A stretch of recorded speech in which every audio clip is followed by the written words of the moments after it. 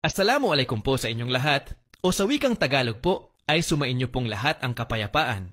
Ako nga po pala ang inyong lingkod, Yuritech at your service. Medyo kakaiba po ang issue ng tanggap nating iPhone XR na ito. At first ay dumating po itong no power, and upon further diagnosis ay nalaman ko po na ang reason lang pala ng hindi niya pag-andar ay dahil sa walang laman ang kanyang battery.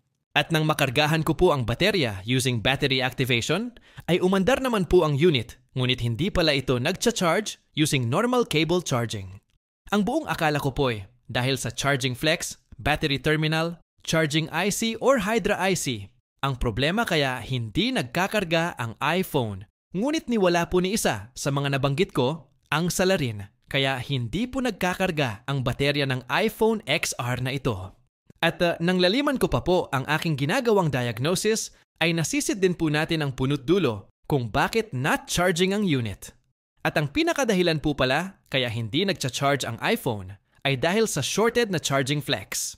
Kapag nakasalpak po kasi ang earpiece flex cable, ay umiinit po ito dahilan para ma-interrupt po ang charging system ng unit. May dalawang paraan po para maayos po ang ganitong issue. Ang una po tanggalin na lang ang earpiece flex cable. At ang pangalawa naman po pagtiyagaang hanapin ang dahilan ng pag-short ng earpiece flex cable. At ang aking piniling paraan ay ang pangalawa. Dahil sa paraang ito ay mapapanatili po nating gagana ang earpiece speaker at ang sistema ng Face ID.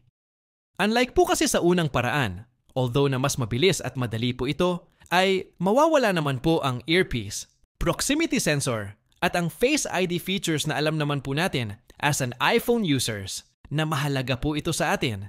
Gamit po ng ating observation hake, ay napansin ko po na ang capacitor sa likod ng proximity sensor ay may konting discoloration, and for that reason ay tinanggal ko po ang capacitor.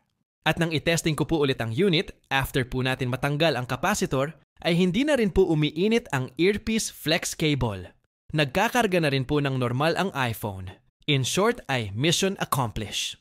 Buti na lang po ay dumaan po tayo sa proper diagnostic method dahil kung hindi ay baka kung ano-ano na lang din pong piyesa ang mga nagalaw natin. At yan po talaga ang binabayaran sa isang technician.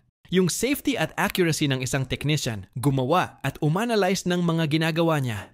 Kaya kung mabilis na gawa ng technician mo ang ipinagawa mo sa kanya, ay huwag mo pong maliitin ang kanyang gawa. Hindi po nasusukat sa bilis at tagal ng proseso ang service fee namin. Nasa resulta po ng aming trabaho ang dapat niyong pagbasehan.